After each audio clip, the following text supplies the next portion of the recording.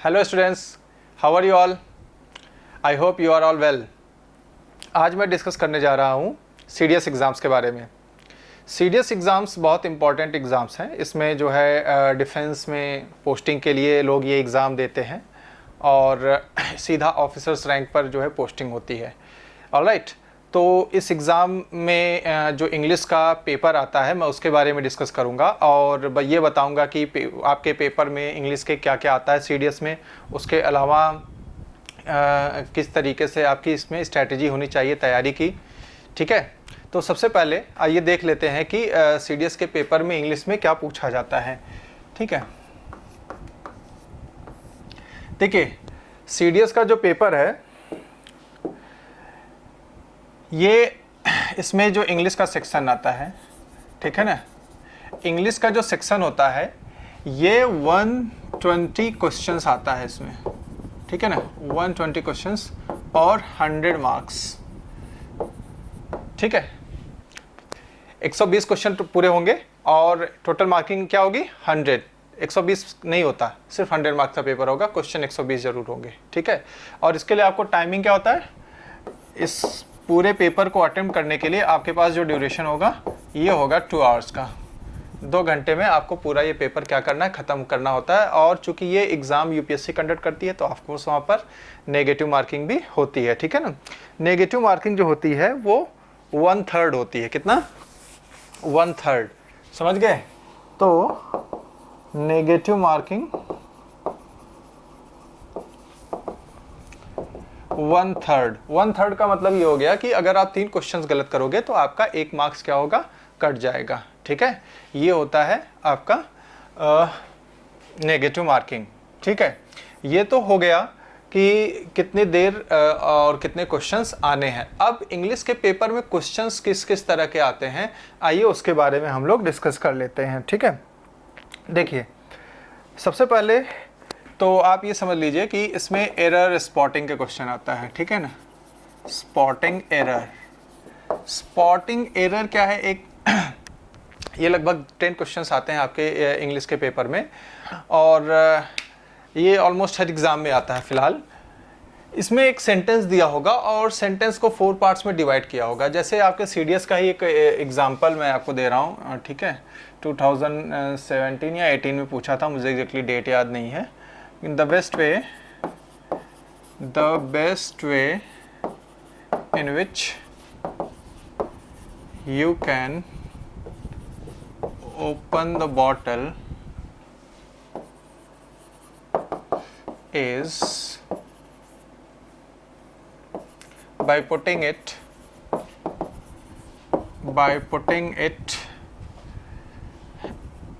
in hot water first. ठीक है, ये क्या है, एक सेंटेंस है। इस सेंटेंस के 4 पार्ट होंगे। ठीक है, 4 पार्ट किस तरीके से, ये सपोज ये हो जाएगा फर्स्ट पार्ट। ठीक है, इसको बोला जाएगा ए, राइट। यहाँ तक आपका हो गया क्या, बी पार्ट, और यहाँ तक आपका क्या हो गया, सी पार्ट, और यहीं पर लिखा होगा नो एरर। ठीक है ना, और उसको कर देगा डी पार्ट। ठीक है, इस तरीके से ये आपके एग्जाम में पूछा जाता है स्पॉटिंग एरर का क्वेश्चन। ठीक है ना, इसमें क्या होता है कि ये जो सेंटेंस के 4 पार्ट हैं, ए, बी, सी और डी, हालांकि डी अलग से है, ये सेंटेंस का पार्ट नहीं है। ठीक है, फिलहाल हम इसको पूरा एज अ सेंटेंस ही मानते हैं। तो ये जो सेंटेंस का 4 पार्ट है, इसमें 3 पार्ट में पूरा सेंटेंस जो है वो कंप्लीट होता है और 4th पार्ट होता है नो एरर। तो इसमें अगर कुछ गलती है, ग्रामेटिकल गलती होती है, ठीक है, तो वो आप ए, बी या सी में से चूज करोगे। ठीक है, अगर आपको लगता है कि ऑप्शन ए में एरर है तो ए चूज करिए, बी में एरर है तो बी चूज करिए, सी में एरर है तो सी चूज करिए। लेकिन अगर आपको लगता है कि नहीं ये पूरा सेंटेंस ग्रामेटिकली करेक्ट है, इसमें किसी भी तरह के एरर होने की कोई जो है पॉसिबिलिटी नहीं है, then your option will be D, that is no error. समझ गए ना, ये है स्पॉटिंग एरर का क्वेश्चन। ठीक है, इसमें जो दूसरा क्वेश्चन आता है वो फिल इन द ब्लैंक्स या फिलर्स का होता है। ठीक है, आइए देखिए वो क्या है।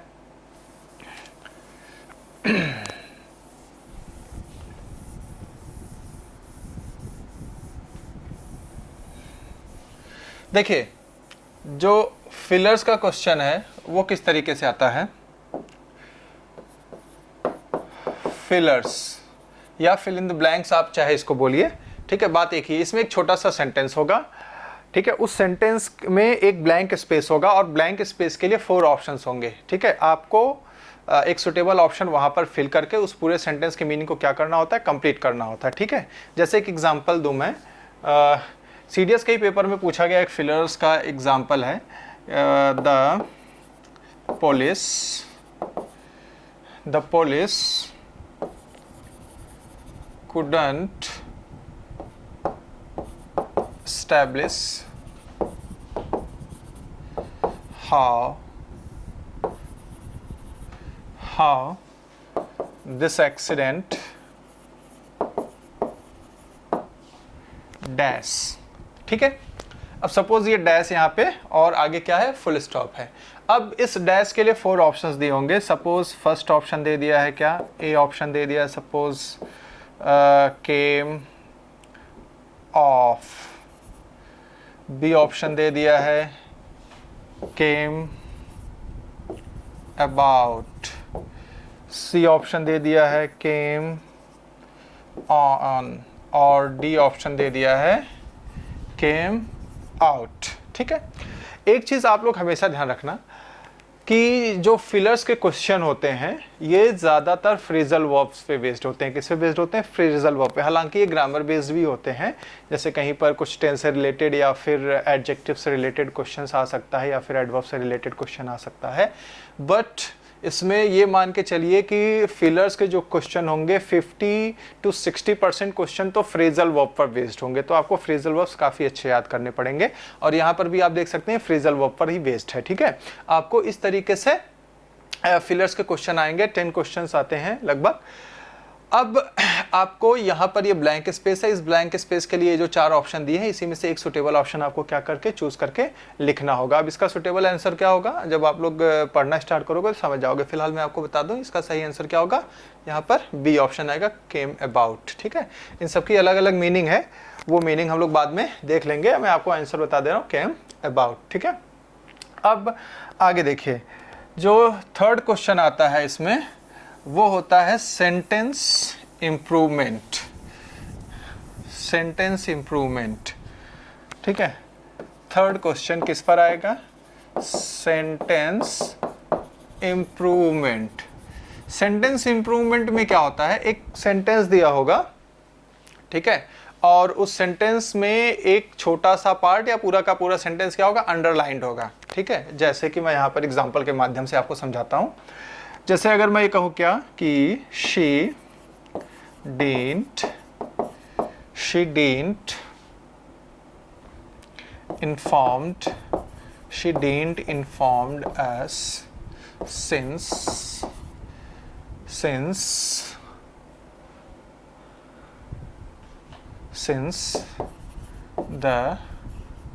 the notice was issued,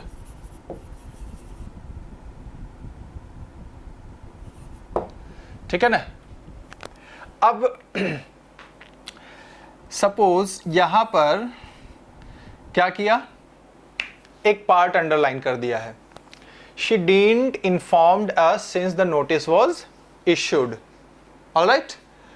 अब अगर इस सेंटेंस में आपको ये बताना है कि ये जो अंडरलाइन पार्ट है वो ग्रामेटिकली रॉन्ग है कि नहीं, अगर वो ग्रामेटिकली रॉन्ग है तो नीचे जो ऑप्शंस दिए होंगे उन्हीं में से एक ऑप्शन आपको क्या करना होगा, चूज करके लिखना होगा, ठीक है। लेकिन अगर ग्रामेटिकली रॉन्ग नहीं है तो जो फोर्थ ऑप्शन होता है या नो इंप्रूवमेंट का ऑप्शन होता है वो आपको चूज करके लिखना होता है। जैसे मैं यहाँ पे ऑप्शंस के माध्यम से आपको समझा रहा हूँ। यहाँ पर ऑप्शन दे दिया, सपोज फर्स्ट एग्जाम्पल दे दिया, हैजंट इन्फॉर्म्ड, बी ऑप्शन दे दिया, डिडंट इन्फॉर्म, ठीक है, और सी ऑप्शन दे दिया,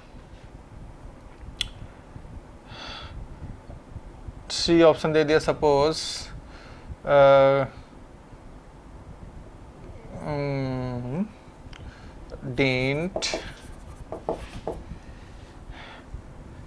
didn't सॉरी,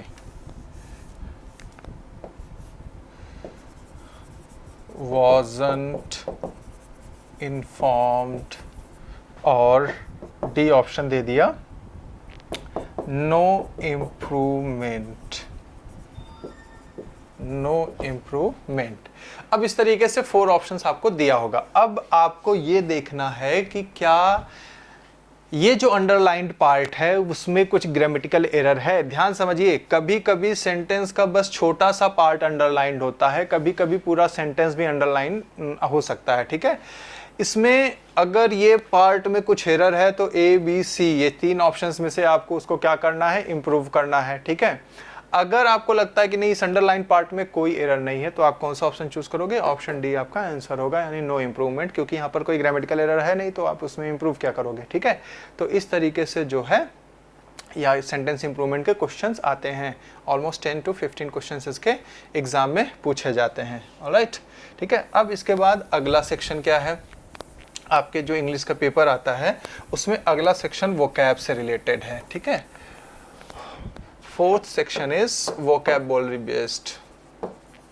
वोकैबुलरी में क्या आता है, वोकैबुलरी में जो है कई सारे सेक्शंस आते हैं, जैसे कि एंटोनिम्स आएगा। एंटोनिम्स में क्या करना होता है, हमें अपोजिट मीनिंग लिखनी होती है। ठीक है, सिनोनिम्स आएगा, सिनोनिम्स में हमें किसी वर्ड का सेम मीनिंग लिखना होता है।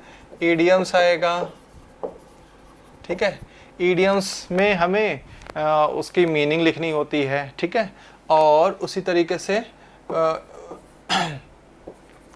मिस स्पेलिंग या मिस स्पेल्ड वर्ड्स आएंगे, जिसमें हमें रॉन्ग स्पेलिंग देखनी होती है या फिर करेक्ट स्पेलिंग देखनी होती है कि जो 4 ऑप्शन दिए हुए हैं उसमें से रॉन्ग स्पेलिंग वाला वर्ड कौन सा है और या फिर करेक्ट स्पेलिंग वाला वर्ड कौन सा है। ठीक है, उसके बाद 5th क्वेश्चन जो होता है वो पैसेज बेस्ड होता है। ठीक है, पैसेज के क्वेश्चन आते हैं, 2 पैसेज आएंगे जिनके 5 क्वेश्चंस होंगे। ठीक है, कभी कभी 3 पैसेज भी हो सकते हैं।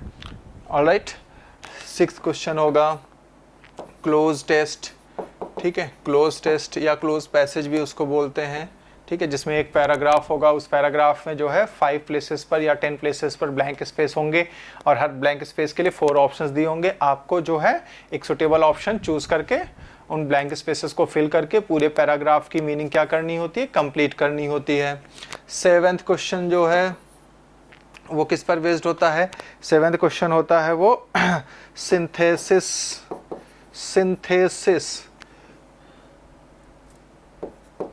सिंथेसिस क्या होता है, सिंथेसिस होता है इसमें सेंटेंसेस को जोड़ने का काम किया जाता है। ठीक है, जैसे कि हम सेंटेंसेस को जोड़कर कई बार सिंपल सेंटेंस बनाते हैं, कई बार कंपाउंड सेंटेंस बनाते हैं, कई बार कॉम्प्लेक्स सेंटेंस बनाते हैं। फिलहाल वहाँ पे एग्जाम में आपसे ये नहीं पूछा जाएगा कि वो कंपाउंड सेंटेंस है कि कॉम्प्लेक्स सेंटेंस है या सिंपल सेंटेंस है, बस 2 सेंटेंस दिए होंगे और उनको जोड़कर नीचे 4 ऑप्शन दिए होंगे।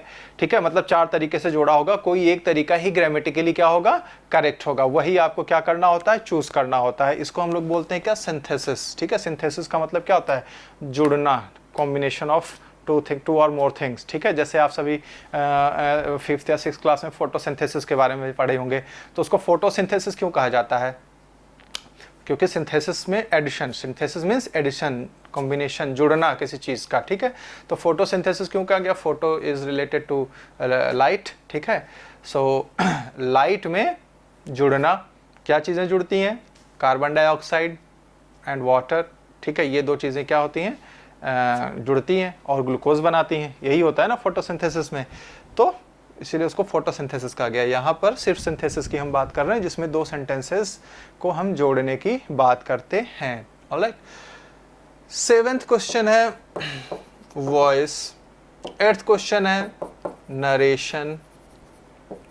ठीक है, वॉइस और नरेशन, वॉइस और नरेशन हमेशा सीडीएस के एग्जाम में नहीं पूछा जाता है, कभी पूछ भी लेते हैं, कभी नहीं भी पूछते हैं। जैसे कुछ सालों में पूछा गया है और कुछ सालों में नहीं पूछा गया है। ठीक है, वैसे भी आपको बता दें यूपीएससी ने पूरा ग्रामर का सिलेबस ही बता रखा है कि ये पूरा ग्रामर है, यहाँ से हम कुछ भी पूछ सकते हैं। जैसे यहाँ पे सिंथेसिस का मैंने एग्जांपल दिया, सिंथेसिस जनरली किसी एग्जाम में नहीं पूछा जाता है, लेकिन इस एग्जाम में पूछ लिया जा रहा है। ठीक है, तो आपको ये चीज़ें भी पढ़नी है।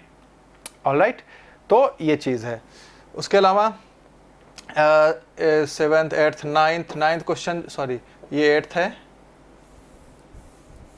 7 यहाँ पे हो गया था ना, ये क्वेश्चन नंबर 8, ये क्वेश्चन नंबर 9, क्वेश्चन नंबर 10 होता है सेंटेंस या फिर पैसेज रीअरेंजमेंट।